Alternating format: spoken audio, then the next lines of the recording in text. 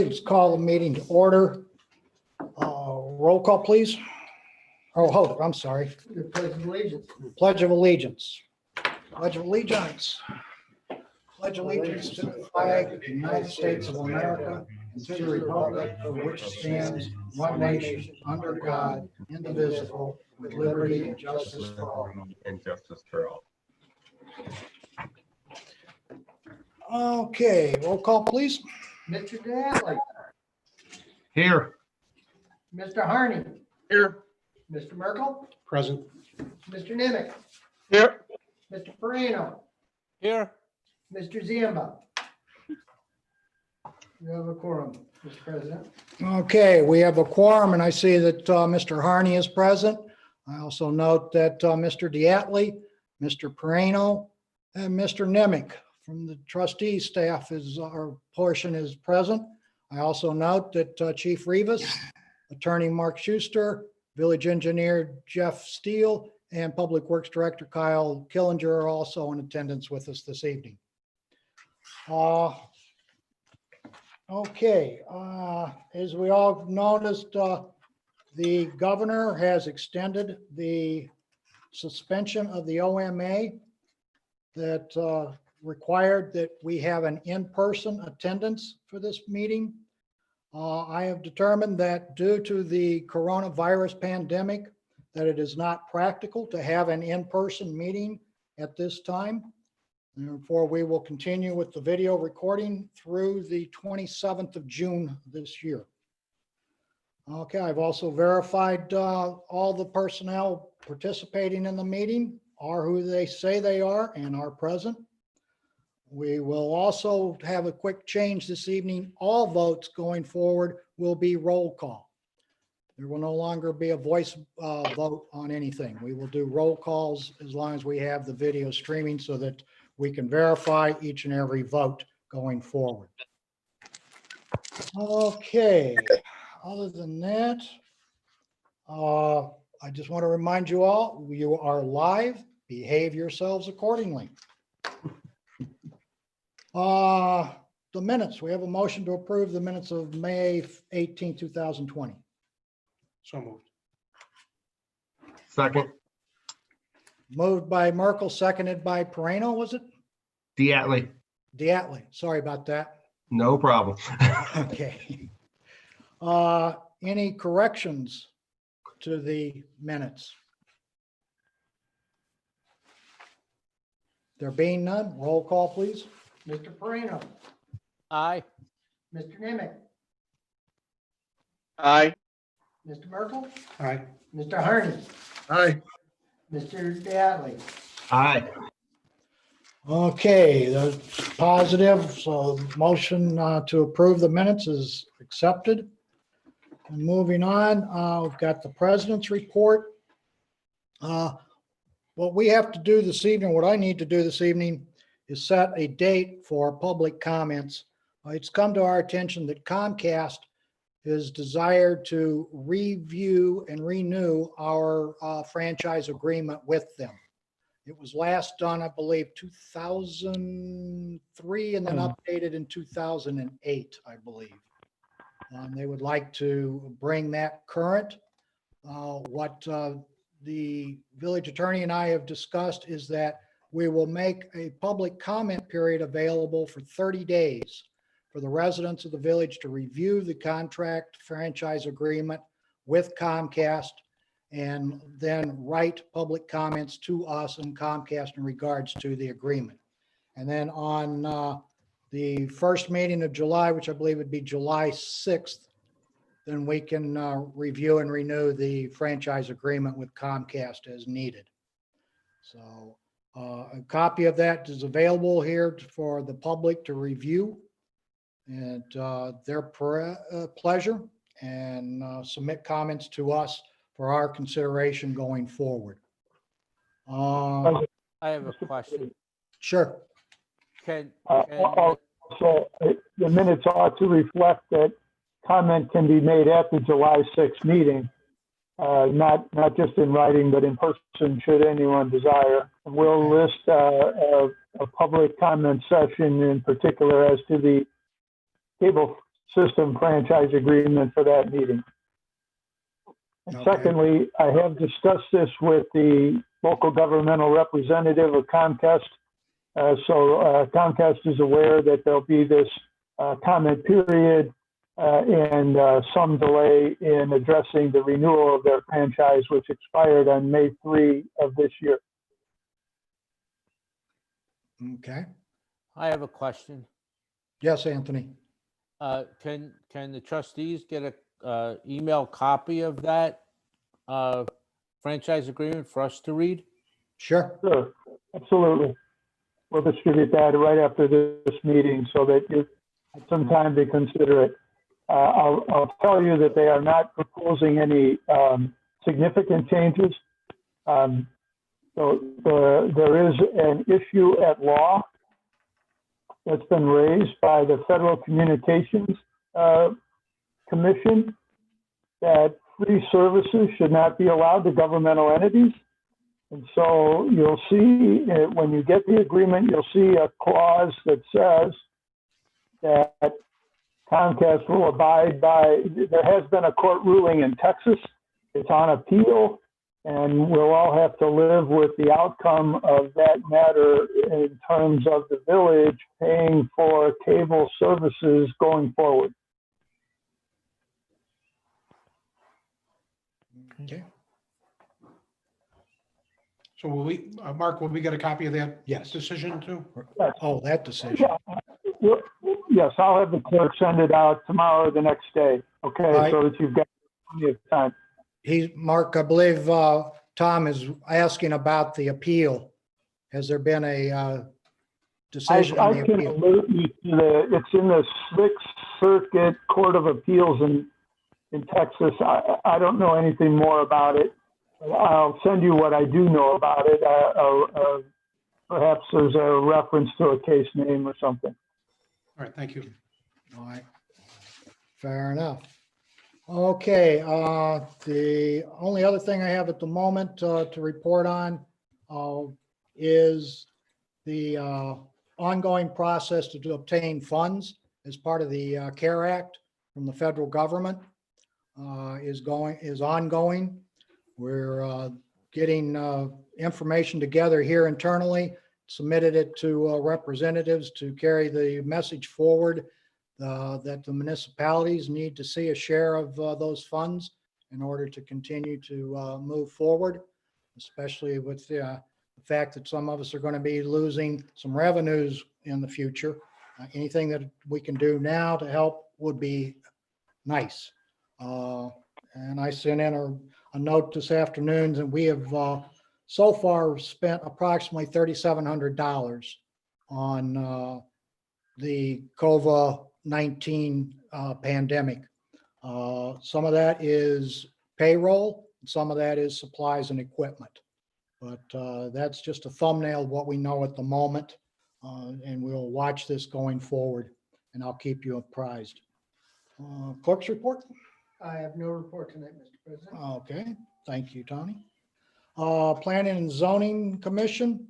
Planning and Zoning, I will let you know, has been notified that the owners of All Pets Wellness Center has applied for various variances to our zoning.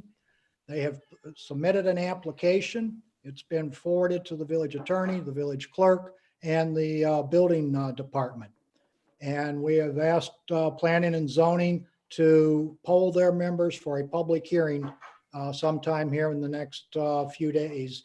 Hopefully we can get a response from them and get something scheduled up latter part of June, early part of July, and keep that process moving forward. So that's it for P and Z. Attorney's report. Mark? Mr. President, last year, the Illinois General Assembly passed an act called the Workplace Transparency Act. The main point of that enactment is to require periodic reporting of sexual harassment or other discrimination complaints that are made against and then resolved by the village.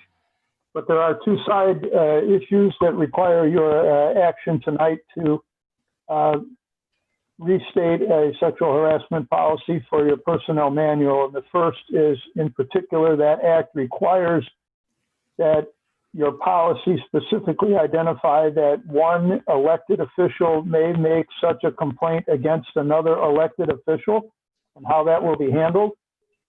And the second is that all village officials and employees are required to participate in a training program for prevention of sexual harassment on an annual basis. That will be an online program. Mr. Mills and I will identify, there's 2 or 3 that have been created that are deemed to be consistent with the Illinois Department of Human Rights requirements and this law. And so each of you will have to participate online. The other village employees will have to also participate online. And then that's one more thing that's to be reported by the village to the state. That is that everyone has complied. So before you tonight is a policy. There is a shorter statement of this in the existing personnel manual, but this policy before you was created by the Illinois Department of Human Rights, and we've tried to copy it so that you're deemed to be in full compliance. If you'll review and consider this ordinance, it's to be enacted and put on the books for the village. Okay, we have a motion to approve ordinance number 2020-6. 2020-6. So move. Second, So moved by Ed Harney, I believe. Yes. And seconded by Anthony Perino. yes. Any additions, correction, or questions, discussion? I have a question for Mr. Schuster. Section 3, it says the village shall establish and provide to all village officials and employees a training program. So that's the part you're saying, Mark, that says that the trustees and the village president need to take the class. Is that it? See there? If you look at the state, I have a 2-part answer to that, Mr. Merkel. First is the act, what the act requires is that the village as an employer provide the program. Later in the act, and what I put in the personnel policy is a statement that all employees and the village officials have to participate in that program. So the first part of my answer is it's the village that would be penalized if it doesn't set up the program. But then you as an elected official will have some issues with continuing in office if you don't certify that you participated in it during 2020. And does that include the, not that I'm trying to put anything on anybody, but does that include the engineer and the village attorney also, or is it It just does not include officials? contractors, but I'll be happy to. No, I'm not trying to find something for you to do. I'm just asking, is it really just, But it's the village officials and employees.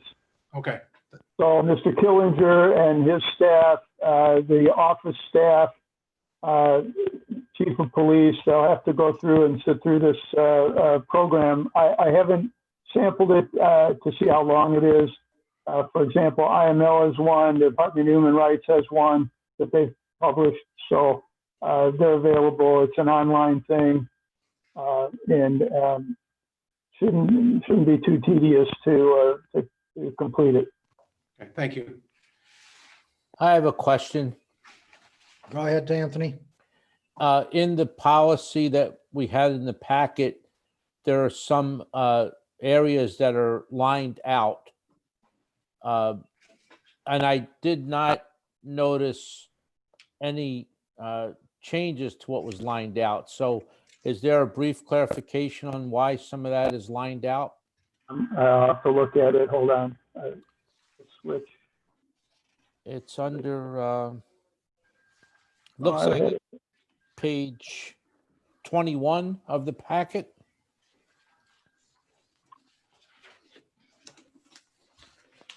In the there should not be on the document labeled Exhibit C for the policy, there's nothing lined out. Now, I know what you're looking at. There needs to be some changes made to the actual personnel manual. And so I just did the part, I showed you the part that pertains just to the sexual harassment, where there's some underline and there should be some cross out, both. Did it not come out that way? Yes, it did. Yes, it did. It did come out that way. I see the underline and the cross out. So Right. those are areas that some text changes need to be made to the policy once. Correct. You Okay. know, the 21 page, or whatever it is, personnel manual. So I've made all those changes in the actual document, but I didn't print the whole thing for your packet. I just printed out the parts about sexual harassment policy that would change. That make sense? Yes, thank you. You're welcome. Okay, there being no further questions or discussion concerning ordinance 2020-6. Roll call, please. Mr. Dattley, Aye. Mr. Harney, Aye. Mr. Merkel, Aye. Mr. Nimitz, Aye. Mr. Moreno, Aye. The ayes have it and the motion so passes. All right, Mr. President, there are some items under old business that I'll comment on as needed, but there's nothing else under my report for tonight. Okay, thank you, Mr. Do Schuster. we have to give that an ordinance number? Yeah, it's 2020-6. Okay, moving on, the engineer report. Jeff? Recently, just for the village's information is and consideration is it came up that the Illinois has a Rebuild Illinois Competitive Public Infrastructure Grant. It's basically part of the governor's 5-year economic plan. Just to give you an idea on that is the state has allocated $25 million. And basically, as they're looking for projects, it can range anywhere from water sewer line extensions to water distribution and purification facilities, flood and drainage projects, and dredging of waterways. There's the whole list of projects in the application that is in your packet. Basically, we included it just for your guys' information, just to see if you were interested in pursuing this. Just to give you as far as timelines is the due date on that is Tuesday of June 30th of 2020. As far as submittals is basically, as you'll see in your packet, is they give a list of the submittals. One of the biggest things as far as time-wise is, again, it's June 30th, and part of that application process is that you're required to hold a public meeting for the public in regards to if you're going to be expending local funds for the project, or not the project, but the application process itself. As part of that application or process, public hearing is basically just letting the residents know as far as where the money's coming from, what kind of projects you're looking at. As far as the application and projects itself is, the idea is to provide jobs for villages, provide residents projects and upgrading systems that are in disarray and also need heavy maintenance. As far as what kind of upfront work that you basically need to do is you need a budget, cost estimation. You don't need any plan itself, but you kind of need an idea as far as what kind of project you want to do, written explanation on the project. As far as timing wise, also on that is if you are awarded the grant after the application period is that all projects must be operational by the end of the 2 years. There's giving you 2 years to complete the project. That includes getting permits, getting the project actually completed, going out for bid, etc. So keep that in mind if you're actually looking to pursue this application. Again, it's $25 million that they're doing. It's a maximum of $5 million per project and a minimum of $250,000. So it'll actually be a very competitive application process. So we just basically include that in there for your information, just see if you had any interest of it, just because it came across our desk on possible projects for you guys. Any questions? So, yeah, Jeff, I saw that you, that you had highlighted water main extensions. Did we do any engineering or cost estimates for extending the water main? When Jeff Seiler looked at that? Yes, as far as extending it, you're talking about around Laurel Court and up on the north side of town? I know Jeff Seiler had looked at that a few years ago and sent out some letters to see if there was any Yeah, interest, but yeah, I think it was, depending on how actually intense you wanted to get on that project, it was anywhere between $1 and $2 million. The reason why we highlighted that is just basically is because that would probably be the easiest, most quickest process, just because all it would require is IEPA permit for the extension of the water main on there. I didn't notice in there, is it a matching grant or just a straight up grant? No, it is not actually. It is just basically just a grant. The list of requirements as far as the grant application are in there, and there's certain points that you're actually awarded, and part of that is if the village actually funds any of that. So while you're not required to actually provide any funds towards the grant itself project, is you'd still be awarded extra points for actually supplying funds. Okay, the other quick question then, since do we have $250,000 of drainage projects we could do that we could put together by the end of the month, or is that? Yeah, I was taking a look at that, and just given where these projects are actually located, where we could spend all that money is, I'm afraid it'd be a very time-sensitive project as far as trying to get all the permits, because you'd either have to go through FEMA, or you'd have to go through the Army Corps, or through the DNR. Actually, you'd probably have to go through all three, just given where the large projects are that we'd be spending those funds on. And that process can take anywhere from 1 to 2 years, depending on where it is. So by that time is the money for the grant, the project would have already had to have been constructed and operational. Okay, thanks. I have a question. Anthony? I know on here it said flood and drainage eligible uses.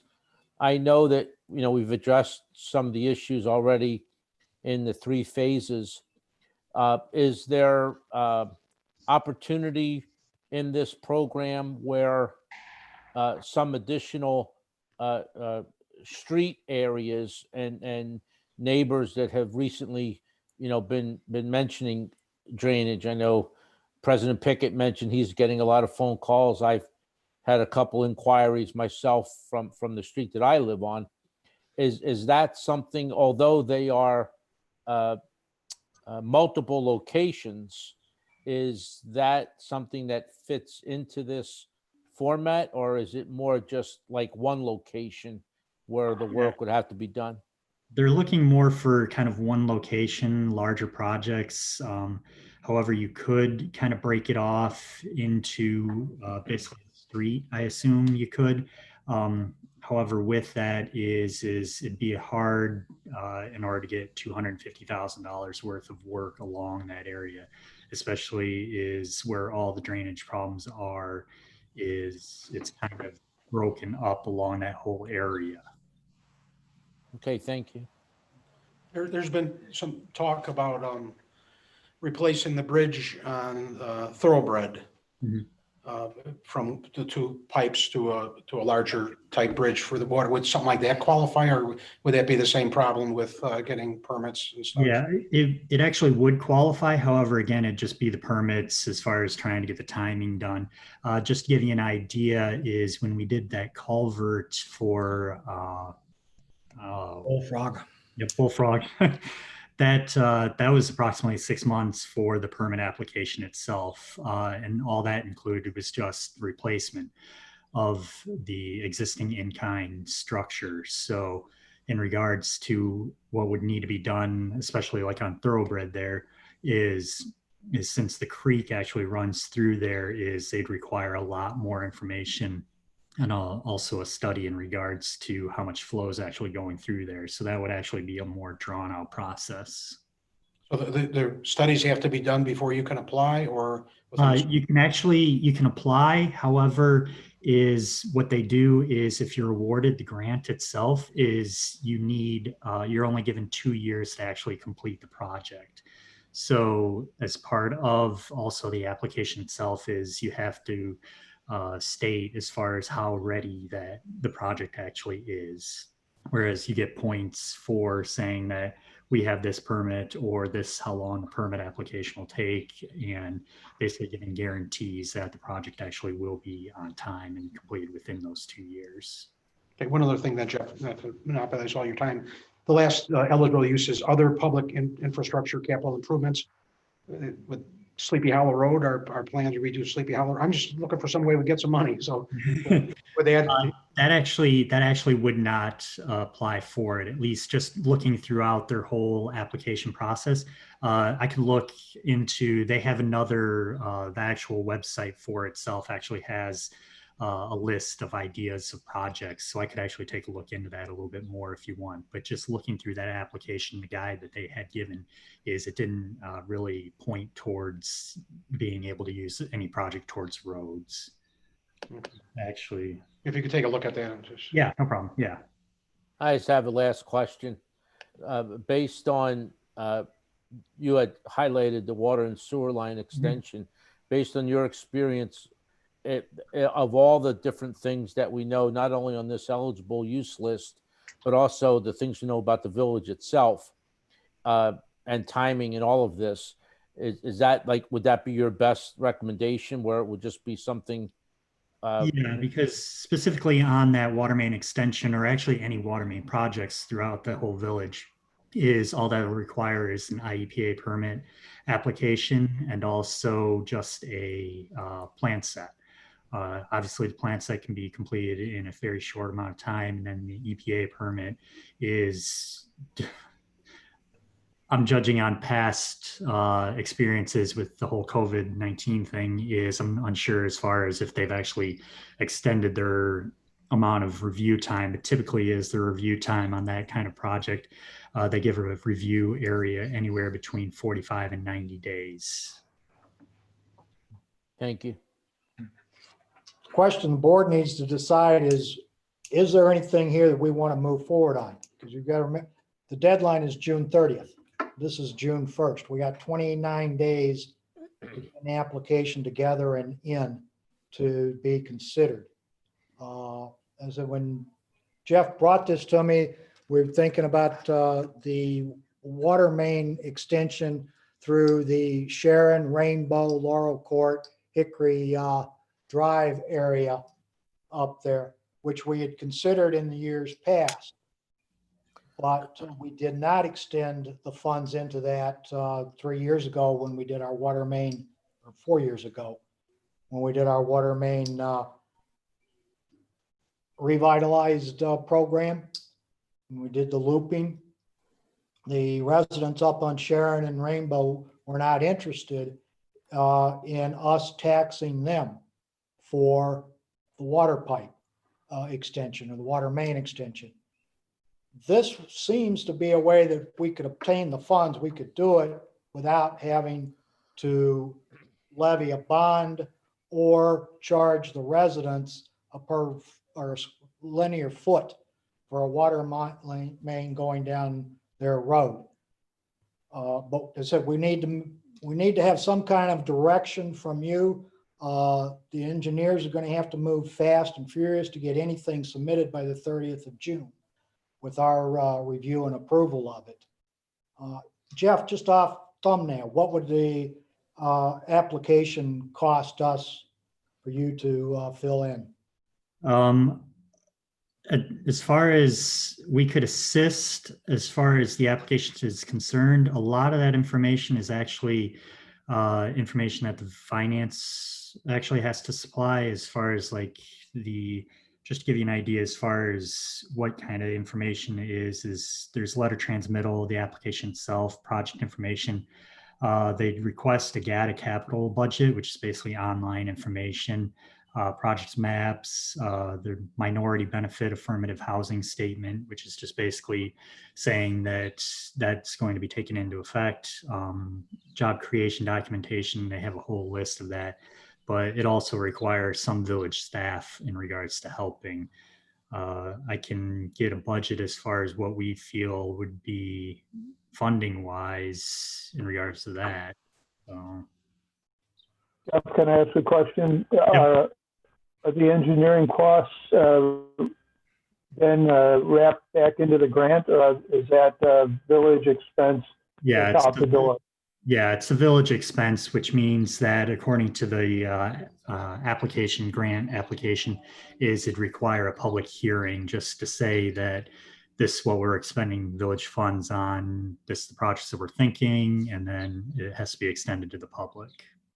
So that would be on June 21st or June 15th. Yeah, whenever. Are they reimbursed for those costs in the grant, or are they outside the grant? What was that? Can the village get reimbursed for those expenses in the grant? Not according to the grant itself, no. Okay, I just wanted to clarify that for the board. So there is some village expense that's involved for the engineering of the project. Right. Okay, And if we're gonna do it, we're gonna have to have something within the next 2 weeks. But did we get an answer to your question? What would the engineering cost? He can give us an idea tomorrow, Okay, but he said, right now, okay. some of it's gonna have to come from us, some of it's gonna have to come from them. He's not gonna have an idea what it's gonna cost us Okay. to get that info, but what he's gotta come up with, he can let us know. But as I said, Jeff, you said, 4 years or so ago, and we looked at the Rainbow Sharon extension, we were about $1.2 million. Yeah, $1 to $2 million in that area, depended on how in depth that you actually wanted to go. Okay. And I'll it's just say, this grant would pay 100% of that? Yes. Maybe. Jeff, in your experience, as I what has- recall, when Area whether or when not Jeff, they'd be in favor of city water. well, what I would say is when Jeff Seiler did the survey, I think the big thing that everybody said is they didn't want to spend the money for it. The other thing I'll say is I think we talked about this the other day. I read a really good article about this area in Joliet having some really large drawdown on both the residential wells and deep wells, and that there could be some serious water issues by 2030, 2035 in this area with many wells, even municipal wells drying up. So it would be nice if we get somebody else to pay for that water main now. Yeah, Jeff, in your experience, what do you think our odds are of actually getting this? You said it's a very competitive environment. Yeah. So Just given how it's only $25 million and the way that they've actually structured it is a project can be anywhere from $5 million to $250,000. So you divide that, I mean, somebody, you could only. $5 million could take it. And depend how many villages are actually going to be putting towards fund, and that's actually per project. So some of the larger villages like Chicago even could put together 10 projects and right. you know, Okay. This water line would just come out to the curb, and the people would have to run their own lines to the house, correct?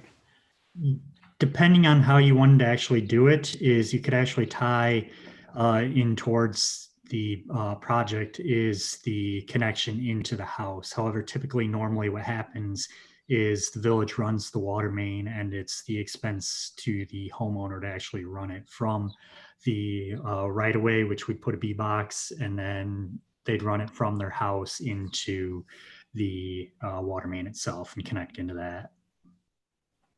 Well, and this would also be an area, as you just pointed out, being serviced now by individual wells. We would have to have an agreement with the homeowners that those wells would be capped and removed from the system. Right?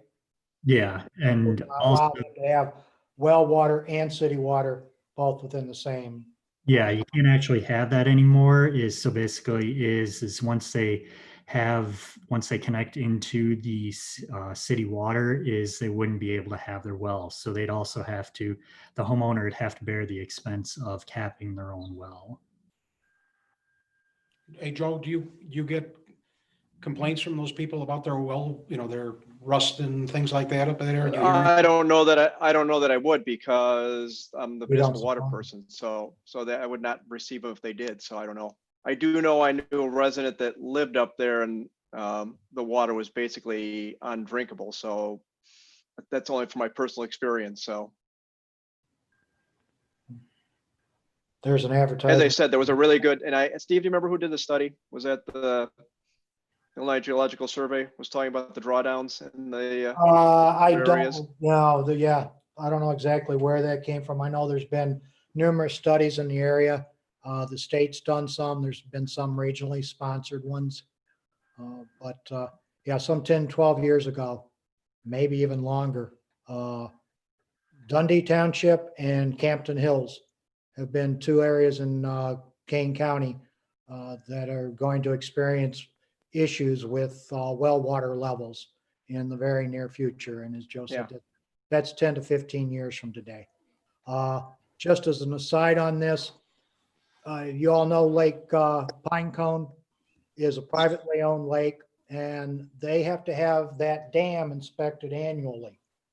So that means they have to drop the water level so that the inspectors can walk the dam. Then they let the water level rise. Well, about, I don't know, 6 years or so ago, Pinecone Lake Association called, told me they were draining it, that they were going to raise it the following week. Monday, Tuesday, the following week came. I got a call Wednesday. They said the lake was not filling, and they wanted to know if we had an idea why. I called Jeff's counterpart at the time at Hines and asked him to come over, and we'd take a look at the lake and see what we could possibly find. And as Eric came out of the car and looked around, his question to me was, has anybody drilled a new well in the neighborhood lately?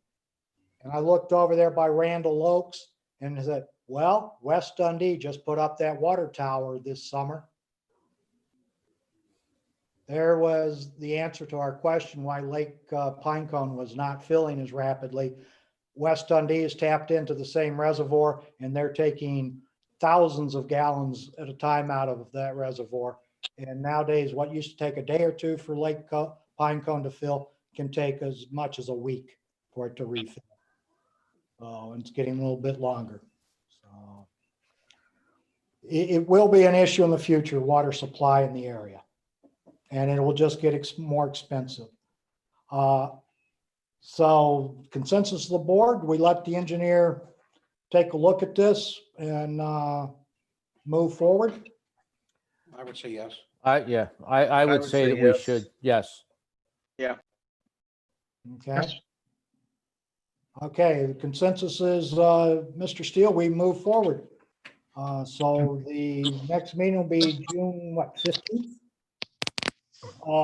We should have some idea what we've got, and if we need to schedule a public hearing, which I understand we do, I understand that this one only has a 7-day notice requirement. Yeah, yes, correct. So we would know by the 15th if we want to move forward with this. We could still get the word out prior to the meeting on July 6th. Got to be submitted by June 30th. Oh, that's right, June 30th.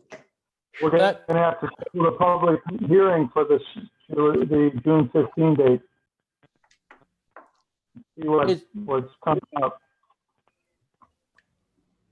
Is it possible to have a special meeting of the board? Perhaps if, I know, we all have stuff that we do in our personal lives, but is there opportunity in something like this because of the time frame that if Jeff was able to have something done sooner, that we could meet possibly on a particular evening to discuss this topic specifically?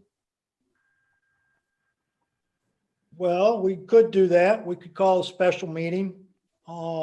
There's a procedure required in that, but the village attorney, the village clerk, and I could work through those before. Those are possible.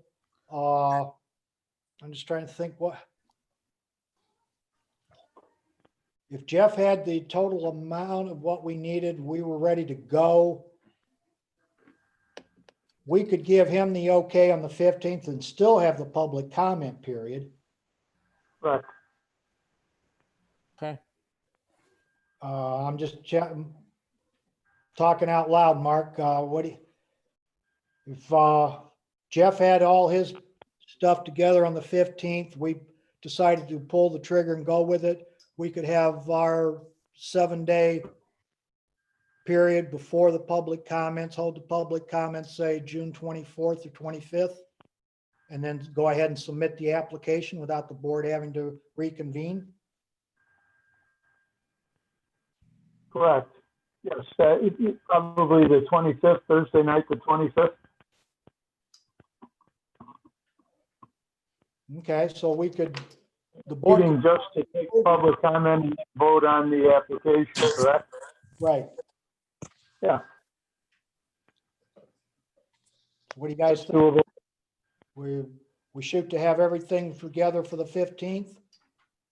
We like it, we could say we'll go with it depending upon the public comments. I would say yes, yeah. Sounds good. I would say it's a good idea. Okay, One other question though. Will Elgin have any say-so on this? No. But they'll sell us as much water as they want. Okay, more the merrier. okay. Drink up. Okay, yeah, Tom's comment was whether Elgin would allow it, and the agreement with Elgin is the village of Sleepy Hollow. And the area we're talking about is within our jurisdiction. They are residents of the village. We're not selling it to Carpentersville or West Dundee, so.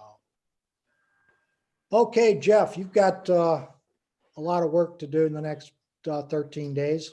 Yeah, I'll go through the application again and just kind of check off what is going to need village attention and village work. That way you guys can get started on that to speed things up a little bit more. Will do. Okay. All right, anything else, Jeff? That is it. Okay, thank you, Jeff. Director of Finance. Don is not here. We have a motion to approve the accounts payable of June 1st, 2020 in the amount of $87,830.98. I move that we accept the warrants of $87,830.98 for June the 1st. Second. Moved by Moreno, seconded by Diatley to approve the warrants of June 1st, 2020 in the amount of $87,830.98.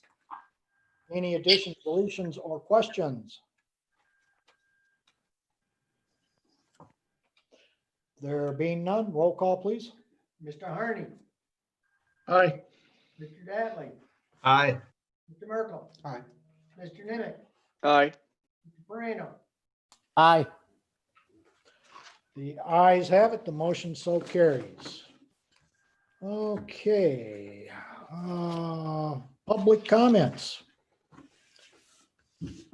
Public comments for the evening. We've just got the one that was submitted this evening from Delana Carver. The topic is the Pledge of Allegiance. She would like her comments read during the meeting. Okay, quote, "The Pledge of Allegiance is still not heard in the live broadcast, although it does appear the next day. It is very important to be during the Pledge of Allegiance, especially now in these days of civil unrest. However, the Pledge of Allegiance is still not being recorded in the minutes. I don't recall any answer as to why it is not recorded in the minutes. Could an answer be stated now? Also, speaking of minutes, the way the public commentary is being recorded could be simplified. It is apparent since the meetings have become broadcasted, public comments are no longer summarized. Instead, only a name and a subject matter is given. If this is how comments are being recorded, consider Consider adding when in the broadcast each comment is made. For example, 12:56 or 13:45, or just mark when public comments start. This would make it much easier to locate the comments since the broadcast spans a long time period if residents want more details as to what each person said. The original summarizing method still might be best though. Okay. The Pledge of Allegiance has been said at every meeting for the last 22 years that I've been here. The fact that we have a technical issue between the recording going live and our meeting starting has been something that our tech has been working with, and I believe we might have that resolved going forward. So public comments are noted at the beginning of the issue, so I move on from there. Trustee reports, roads and parks. Ed? I'll save comments for old business will be addressed there. Okay, thank you, Ed. Finance, Don is not with us this evening. Water and sewer, Joe? Yeah, I'll go to item 2 first. So I just want clarification, especially since Mark's here. So my understanding, Jeff Seiler did a lot of work on this. I think we've modified some of the ordinances and policy that the water and sewer billing is to the house, not the residents in the house. Is that correct, Mark? Well, that's correct. The service is provided to the property address, yes. So and I checked with some surrounding villages, they just continue billing to the house, even at the sale of a home. So our water clerk spends a great amount of time tracking down people, and then we actually write off several $100 each year of people that never pay their last water bill. So I guess just for clarification, Mark, we should just continue, and if somebody has a $100 water bill and they get the last meter read, that's up for them to figure out at closing, I believe is what you told me the other day, that their statements a sign that all that is taken care of. Should be addressed there, yeah. Yeah, okay. If you send it to the new owners, they should find the old owners and get it taken care of. Okay. So that being said, that will be the direction I give Wendy, that it just keeps on getting billed to the house, and that she apparently has not been doing that. So that will go to item 1. We have a house that was sold at 512 Joy in, I believe, July of last year. The previous owner did not pay the bill of $80.26. I guess we want to bring it to the board now. Do we want to try and bill that to the current owner, or since it's been almost a year since we have done this, does the board want to write that off? So I'll open up for discussion before I make a motion. So my question is, what I heard Mr. Schuster say is that in the event that a house is sold, that would be part of a closing settlement. But also in the event that somebody potentially walks away from a home and it goes into the bank, I don't know if that still follows the same criteria. I think it'd be difficult in this example to go after the current resident after this year has passed, but I would submit that we establish something that states in the event that you're selling your home, all bills to the village must be current. Well, the problem we have, what Wendy says, is that she doesn't really know when a lot of homes are selling, since we don't have transfer fees or that. And I will say, as far as the foreclosure, Wendy said it's the one thing she doesn't have any problem with, because typically those homes are well behind, and she is very liberal in her process of leaning homes if we're at that point, if somebody's past due. So normally if somebody's 90 days past due, there's been a lien placed on it. Okay. Any other comments? I would think we should just write it off. So. That's what I feel. Yeah. So, but in the future, I will tell Wendy that it's, since we've waited a year, I hate to bill somebody for that. So, Mark, are you still there? I'm there. So for accounting or legality purposes, are we just waiving the $80 or writing off the $80.26 to 512 Joy? Because it's really not the previous owner, since it's with the house. Or is it the new owner, or how would you recommend that motion be made? Well, you've got the account number. You're waiving that much of that account. correct? I don't know that that's the account number for the new account because Wendy may change the account number. So should we just table that till next account so I can clarify that? You're just so waiting it's for the old correct and account legal? that it's off, right? You broke up there, Mark. Let me come back to.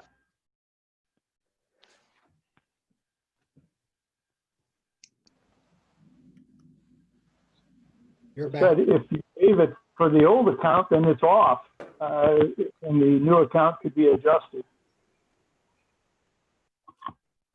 Did you get that, Joe? Yeah, I did. I was just trying to think about that. So I mean, just for a policy that If it's the to old the, account has been closed, then we write it off. If the account number has been reutilized, we credit those people. how about, can I just make the motion that we credit, or shouldn't say credit, write off $80.26 for the past, for 512 Joy Lane for the account balance from July of last year. Does that work?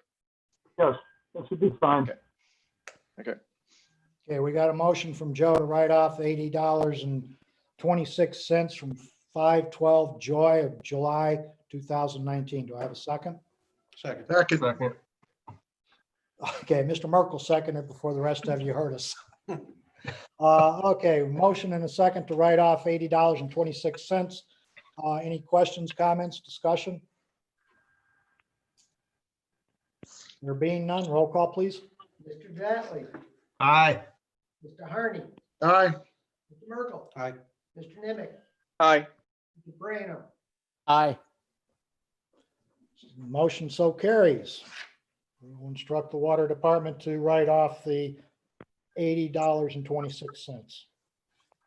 That's all I have. Okay, thank you, Joe. Steve, police and public safety. I don't have anything right now. I will have some things under new business. I would like to ask Chief, though, if he has anything to add at this point. I do not, unless anyone has any questions about the situation that's happening in our region and in the state. I have a question, Chief.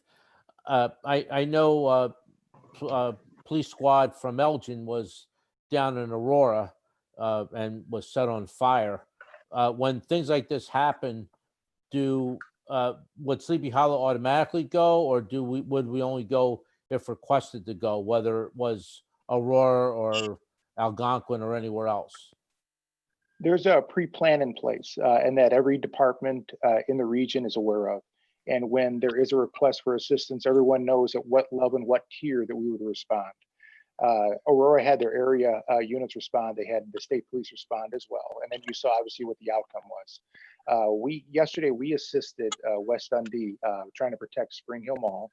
Luckily there was no incidents, there was no looting of any kind, but every jurisdiction that has any kind of major shopping area received intel that there was going to be looting heading in their direction. So everybody was just trying to batten down the hatches. Thank you. Okay. No more questions for the chief. And Steve says he's going to wait till new business. We'll move on to building and environment. Tom? No report. Okay, no report. Building and environment. Thank you, Tom. Building and zoning, Anthony? I reached out to Barb Detmer. There's a couple locations in the village where people have erected above ground swimming pools and no fences around them. I understand, especially this time of our existence with all local public pools being closed, and Barb made the mention that they're, because of the timing and the village and permits trying to be submitted or not submitted, that we may experience some of this.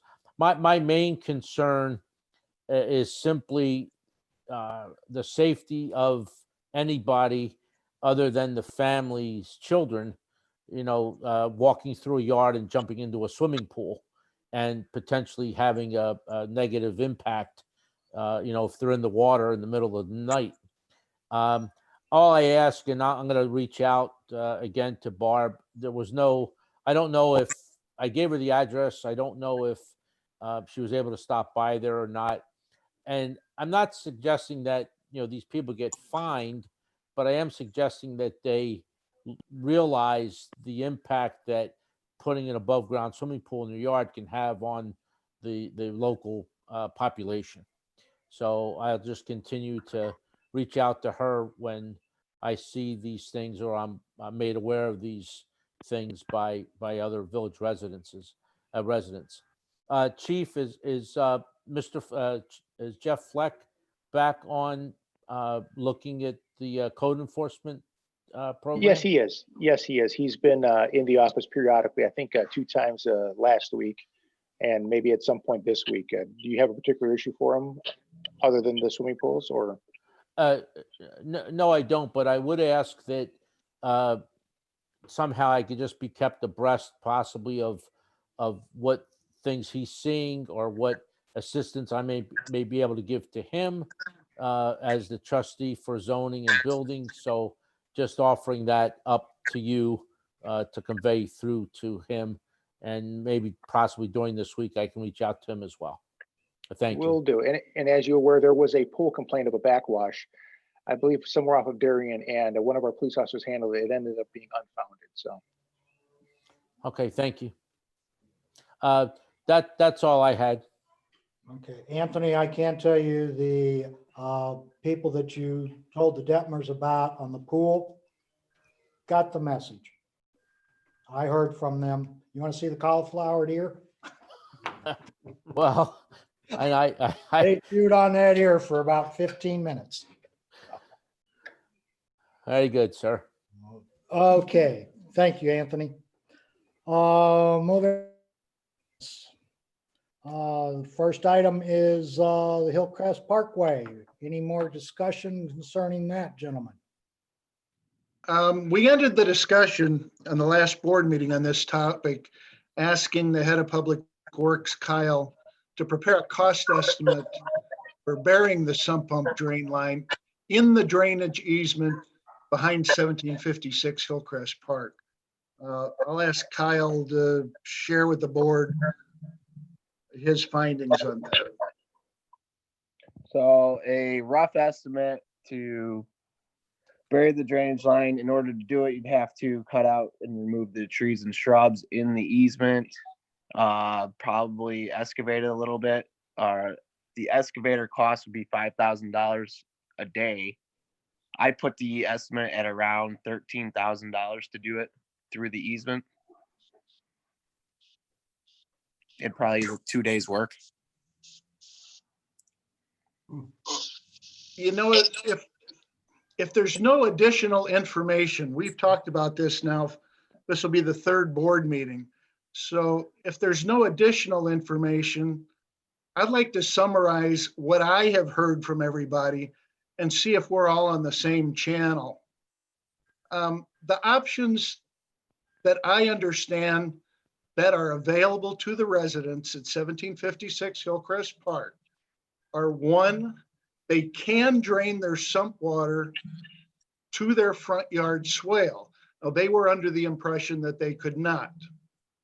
The second option would be that they could drain their sump water to or on the drainage easement that runs through their backyard property, and they could do that at any place on their property to the drainage easement. Or number 3, they could possibly enter into a resident-to-resident private agreement for a drainage solution.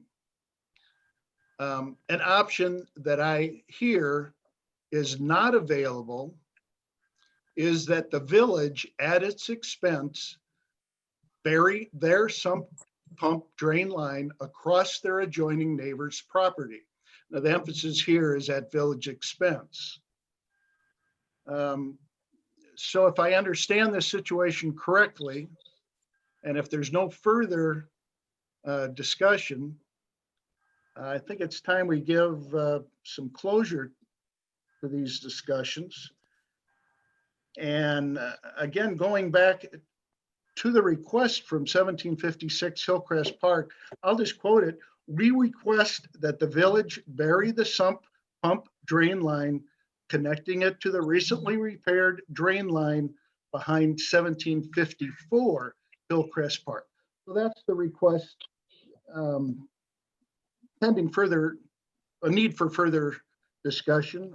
I think we need to bring some closure here. Ed, I just have one question.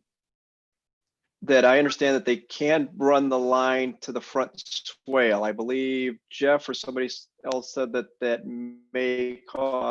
it'll cause water to pond there, may cause some damage and future expense to the village to maintain those swales if they do that. Is that is that fully correct, Jeff and Ed, or Basically, that swale that's located in the right of way where the sump pump used to drain is very very low in slope. So any water that actually goes in there, does that mean? Is any water that actually goes in there drains very, very, very, very slowly towards its intended point, which is the intersection of Hillcrest and Locust. So if the sump pump is running constantly, like recently is everybody's sump pump's been running a lot, is you're going to see water ponding in that area. The longer, obviously, the water sits in the swale is the more that weight in the water is going to actually cause the swale to settle, which means that every now and then is the village will have to come in and put in some topsoil in order to bring it up to grade, and also put in some seed and blanket just to restore that area. That'd be the biggest concern as far as running that sump pumps out to the front of the yard, is you're going to have standing water when that sump pump is running constantly. I think this is a situation with, One at a time, gentlemen. I'm sorry, Mr. President. Someone else was speaking. I'll wait. Mr. Harney, Ed. there's no easy solution that I've heard. But the question that they have, can they legally continue to drain their sump in the swale? Is that an option for them? From what I understand, yes. Yes. Okay. Yeah, I would say yes. That was the only point I was making. They could do it, and I would assume. Mr. President, I have a question. Yeah, does the water then pool on the roadway, or does it pool in the swale in the front? It only pools in the swale itself. Okay. At least from my understanding, at least, and seeing it when it actually happened. Obviously, once we have huge amounts of rain, let's say 100-year storm, basically like what we had a couple of weeks ago, is I've seen it in that area where that swale actually does start to get very, very close to the top of the road, but I've never actually seen it over top the road. But then again, I'm not in the village. I don't know if Kyle has seen it over top the road or not. In that particular swale, no. But we also redid that swale too. Yeah, exactly. So it's not like it used to be. With the amount of rain we had last week, I think it was up to the road on many swales. So it was just like you said, it was a massive storm that came through all at once. Ed, I just have a brief comment. I know I was involved originally. I just want to say I think you summarized the options perfectly. And, I think that then really it's back up to the homeowner to decide back to the easement, up to the front, or an agreement. So I just want to commend you for summarizing all of that. I think that's exactly what the options they have, and that the village is not involved in, paying anything to move it. Okay, that's the general consensus of the board, I take? Yes. Yes. Yes, yep, okay. All right, we shall move forward and put closure to that one then. Thank you, Ed. Good. Okay, the second one is concerning the damage to trees and vegetations on 1922 Sleepy Hollow Road. Any further information on this? I know we were waiting for a possible delivery of a trimming plan for the board's consideration tonight's meeting. We did not get anything that I'm aware of. Mark, did you get anything? Mr. President, no, I just want to report on the status. There has been a dialogue. As you know, Mr. Prigge has been assisting Ms. Auer in this matter, and he and I have had a, what I'll call an online dialogue, but then he was gone for a week, just getting back to town last Friday. He's probably listening in right now, but we don't have an update. What's under discussion is Mona's asking for consideration of a policy that would govern vegetation along Sleepy Hollow Road. And she had initially stated a couple of ideas. I have provided some information to Mr. Prigge and asked him if he could provide some bullet points for Mona's concerns so that we can continue having a discussion. But I did not hear from him today, so there's really nothing substantive to report, but that is the status of our discussions. Okay. All right, so we keep this on old business then, at least till we hear from Mr. Prigge and move forward then. Okay, I just note Mr. Ziemba has joined the meeting at 8:37. Welcome, Don. We've got Don muted, or is Don muting himself?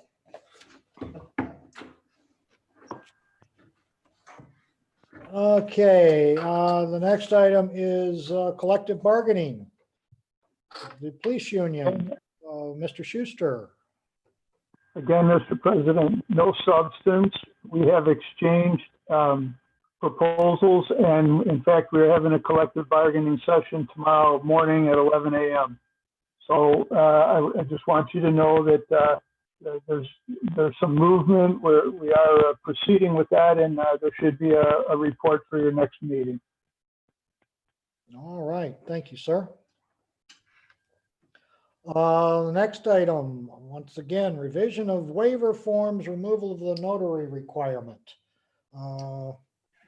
This came up, was brought to our attention a couple of weeks ago. If you recall, Mr. Hoff had offered to do some cleanup in the village, and we asked him to hold off until we got our new release of liability forms together.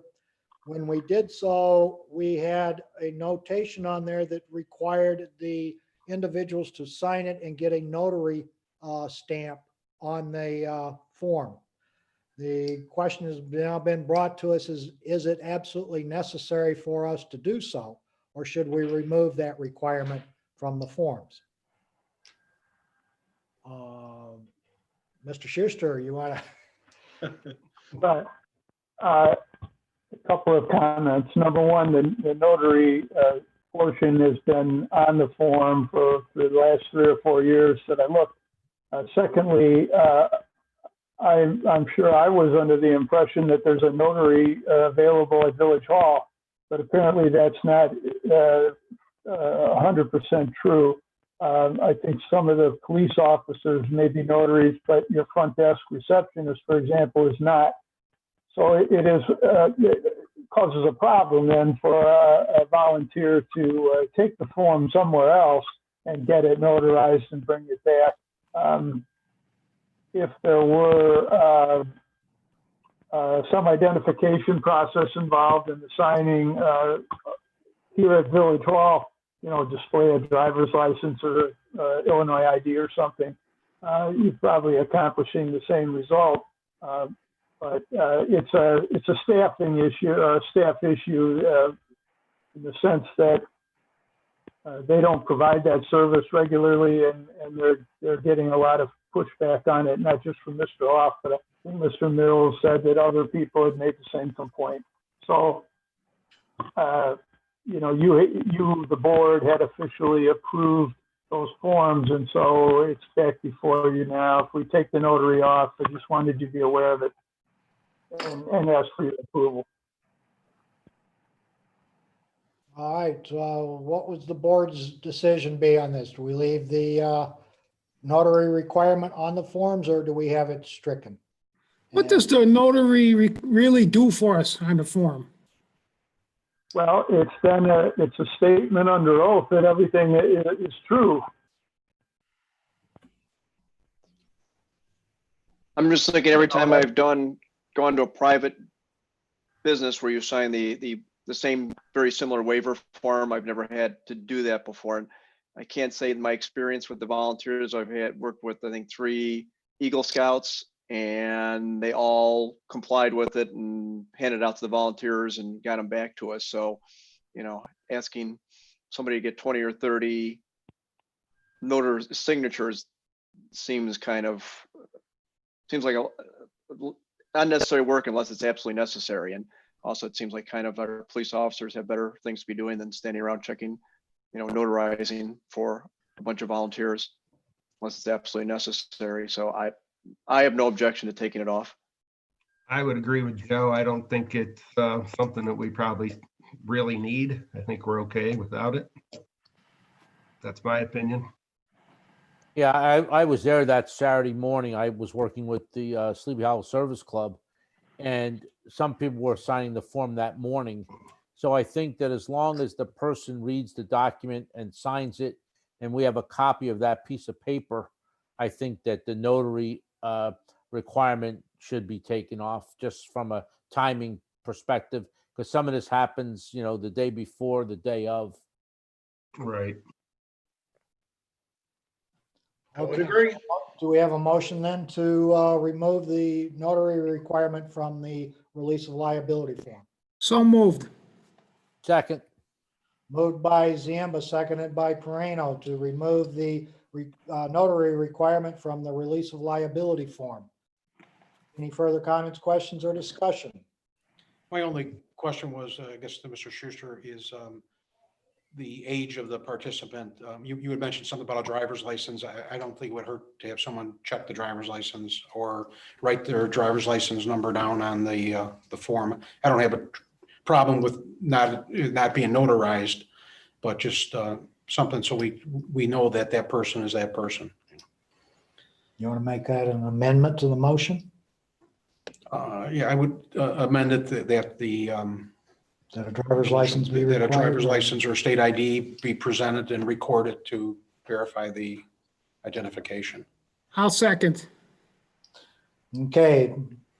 Merkel has motioned that we amend the original motion to include the requirement that the volunteer must produce an Illinois state driver's license or an Illinois state issued ID card. And it's been seconded by Mr. Ziemba. Any further questions or comments? Clarification, we're not going to record that. We're not going to record that personal information on the sheet, are we? We're just going to have a check box to say that somebody observed an ID. I would think it should be written on there. It's not a great, it's just some proof if there's a problem that we at least checked. We did our due diligence. Do we We're not have, asking for social security number, we're asking for a driver's license, which is a little bit different. do we have any problems or Mark with private information like that and who's going to be visible and what we have to do with it or how we keep it? Not that I'm aware of, only if there were a FOIA request, we would redact the driver's license number, for example, but it's not, I know what you're referring to. There are special rules about social security numbers now, but those rules don't extend to driver's license. Okay. Okay. No further questions or discussion on the amendment. All those, roll call on the amendment. Mr. Dattley, Aye. Mr. Harney, Aye. Mr. Merkel, Aye. Mr. Nimitz, Aye. Mr. Moreno, aye. Mr. Ziemba, Aye. Okay, the ayes have it on the amendment to require the Illinois state driver's license or Illinois state ID to be presented on the application. On the main motion to eliminate the requirement for the notary. Roll call, please. Mr. Dattley, Aye. Mr. Harney, Aye. Mr. Merkel, Aye. Mr. Nimitz, Aye. Mr. Moreno, Aye. Mr. Ziemba. Aye. The ayes have it. Motion so carries. We will eliminate the notary requirement and instead institute the requirement to provide an Illinois state driver's license or ID identification form. Okay, next item. Reopening of the Village Hall offices and hours of operation. As you all know, we've moved to phase 3, moving onward. The next question for us now becomes reopening of Village Hall. Do we reopen the Village Hall to the public now that we moved into stage 3, or do we still maintain a closed Village Hall to the public until June 27th, the end of this declaration? I have two comments. I talked to Wendy and Sharon, and they have had no complaints and no problems doing their work. Matter of fact, they said more efficient. The only thing they would be in favor of keeping it closed. The only thing I would say is that we could do what West Dundee and other surrounding communities are doing it by appointment only for somebody if they have to come in. So that would be what I would favor. Okay, I don't, there has been some surveying of the neighboring municipalities. Gilbert's, for example, is awaiting for a decision to be made by their board, I believe Tuesday or Wednesday this week. So far, I have not heard anything from West Dundee or East Dundee as to what their plans have been. So One Day's Village webpage shows that they are appointment only through the end of June. End of June. End of June. Okay. Is it the desire of the board to continue with that kind of a situation here? If it's working efficiently, let's continue to do so. I agree. I agree. Yeah, I would say let's keep it till the end of June, like we were going to do our board meetings. Okay. Then the next question on that is the hours of operation of Village Hall. Some time ago, we changed it to, I believe it was 7 o'clock to 4 o'clock or 7:30 to 3:30. Is there any reason to open at 7 o'clock or 7:30? We get by with 8 o'clock in the morning till 4 o'clock in the afternoon or 3 o'clock in the afternoon? The only reason that we were open before, I believe, for 7 o'clock, we talked about changing them, was for contractors to get building permits. But my understanding is now that they've been making other arrangements and taping them to the door or mailing them or, other arrangements. So we probably have no problem with that.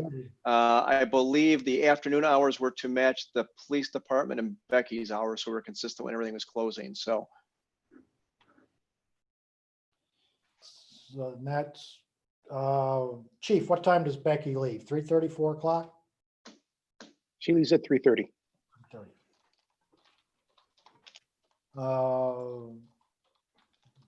What's the thought of the board? Office hours? Steve, are you saying office hours now while we're still? Well, yes, now and, going forward for the staff. Okay.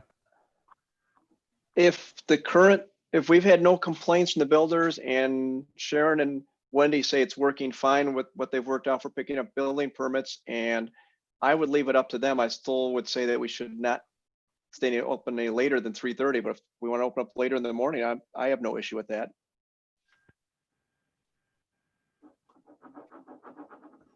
The rest of the board? I always thought it was a little unusual that we were opening up at 7 o'clock, so I go with 8 o'clock is what we're talking. 8 o'clock? Okay. General consensus seems to be go 8 to 3:30. I would agree. Yeah, that's fine. Okay, could I have a motion? So, Setting the workday? Mark, did you have something to say? Yeah, are you reducing the workday of those members of the staff? They're not working 8 hours anymore? They're all part-timers. Oh, all right. The only one of the three that we were talking about that's a full-timer is Becky Freeman in the police department.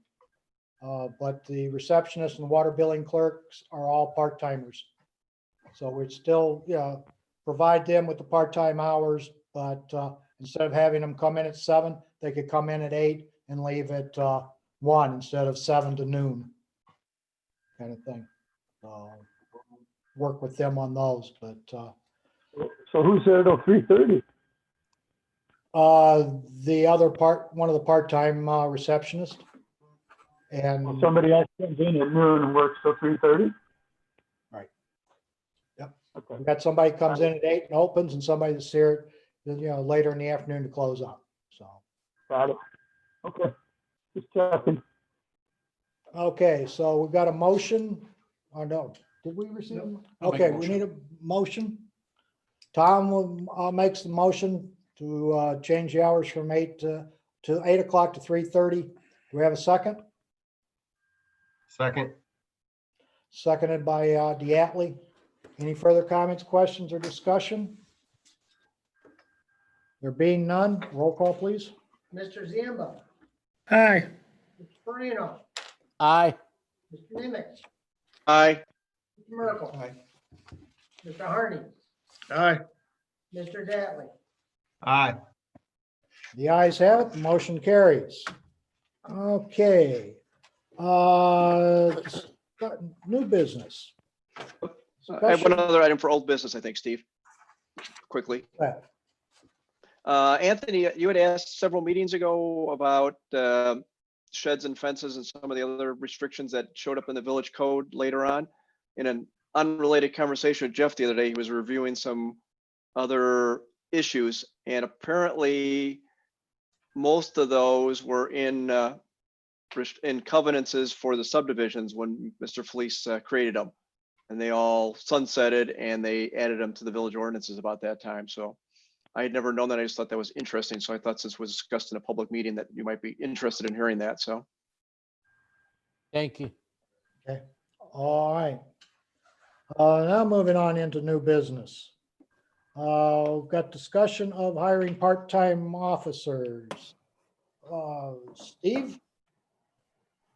Yeah, I hope you also have had a chance to read the chief's letter that's in our packet about moving forward with hiring of 2 part-time officers. And I would certainly wholeheartedly support this. Timing is of the essence with the way things are going for our police around the country. So I'd like to make a motion that we allow Chief to go ahead and get these positions moving forward and extend those offers. And then he will, as he saw in his letter, bring bios to us on the officers so we have those at the next board meeting. But with timing being of the essence and not wanting to lose out on opportunities to have good part-time officers, I would urge us all to vote for this. Chief, do you have anything to add? Just very quickly, 2 weeks from now, obviously, we'd have another meeting. I just feel that it'd be too long for us for me to present 2 candidates in front of the board. I'm going to another police department tomorrow morning before the meeting at 11 a.m. To help do a background with one of my officers. And we're in the process of doing another background to get them both and get them all ready. And hopefully try and get those ready by towards the middle or the end of this week. And then hopefully there'd be enough to move forward, maybe with a conditional offer after the physicals and everything else we need for these candidates. So that's why I'm requesting this. I think 2 weeks would be too long. I need probably another 3 or 4 days to get this all ready. After reading the chief's letter, I don't see a single reason why not to approve it. I concur. Okay, we have a motion to authorize the chief to hire 2 part-timers at a salary of $20.91 per hour. Per So moved. Contract. Diatley moved. Second. Markle seconded. Moved and seconded to authorize the chief to hire two new part-time officers at a salary of $20.91. Any further comments, questions, or discussion? Just a question. I know with Chief on the two officers that resigned, were they a short time with Sleepy Hollow? One officer had been here just under a year. The other one was here for 3 years. Both went to other employment in other law enforcement agencies. So, and they're actually both really two good guys, and I hate losing them, and I'm going to maintain a relationship with them after this. And just a second follow-up question. The two candidates that you're looking at, I know none of us have crystal balls, but do you think that these might be candidates that would potentially stay for a period of time, 3 to 5 years? That is the $64,000 question. I would love to say yes, but I don't want to lie to you. I'm hoping that we can get a considerable amount of time out of both of them. One is a younger officer, another one comes with a considerable amount of experience and a huge skill set. So under the right circumstances, I hope they would stay. And I know, in an interview process, you have all those things to consider. I'm just bringing it up because I know we struggle with this as a village, but I know that, based on what you're looking to do, I would concur that it is the right step to take. Well, thank you. And that's what we're just trying to build. We're trying to build the best 14 we can. Thank you. Any no further comments, questions, or discussion? Roll call, please. Mr. Ziemba, Aye. Mr. Moreno, Aye. Mr. Nimitz, Aye. Mr. Merkel, Aye. Mr. Harney, Aye. Mr. Dattley. Aye. The ayes have it. The motion carries. Chief, you've got your permission. Move forward. Thank you, sirs. Okay, any need for executive session this evening? There's no need that I'm aware of. I have a question. What's that, Anthony? I know Mr. Ziemba, came in a little bit late, which is fine. Any update on the budget? Yeah, I got a report from the auditor today. I'm hoping to have all the numbers, at least other than salaries, by Wednesday. They looking okay. I'll send it out to Steve and the finance committee, but I'm still waiting to get a list of salaries. List I have is from January, and I don't think the employees are the same anymore. And I need the salaries and the benefits so I can work that into the budget. That's what I was asking the auditor for, Steve. Okay, good. Thank you. And I also needed, does anybody have the sheet from the insurance company? Because I hate to ask them for it, but what our rates, the rates are by category? Because I can't seem to find that. And would Wendy have that, Steve? Or Sharon?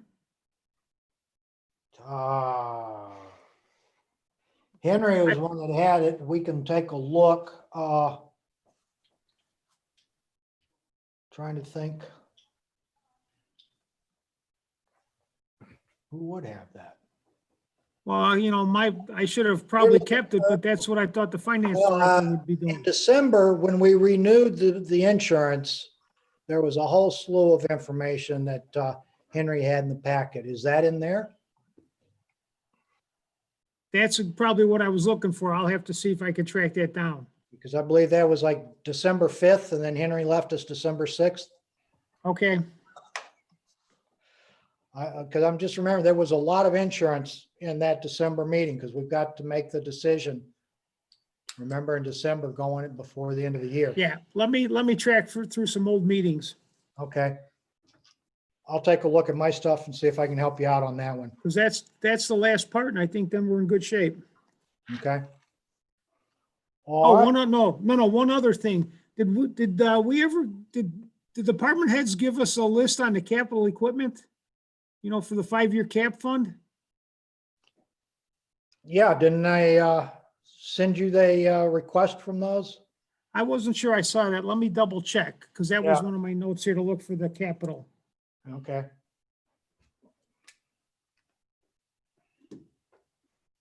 Other than that, I think we were in good shape. Okay. All right. Motion to adjourn? Second. Moved and seconded to adjourn. Roll call on adjournment, please. Mr. Zima, Aye. Mr. Moreno, Aye. Mr. Nimitz, Aye. Mr. Merkel. Aye. Mr. Harney, Aye. Mr. Dattley. Aye. Ayes have it. Motion carries. We are adjourned. See you all on the 15th of June. Hey, Steve, I got a question. With you and Tom in there, can I come into the room for the meeting or do I still have to do it offsite? It's only by Penalty invitation. box at the end of the room. I've never been in the penalty box. I'm not that kind of guy. right. We've got room for one more down here, I believe. Okay, thank you. Sure thing. Okay, gentlemen, thank you much. Stay safe and stay well. We'll talk to you. Thank you. Okay, thank Aye. you. Good night, everybody. Night.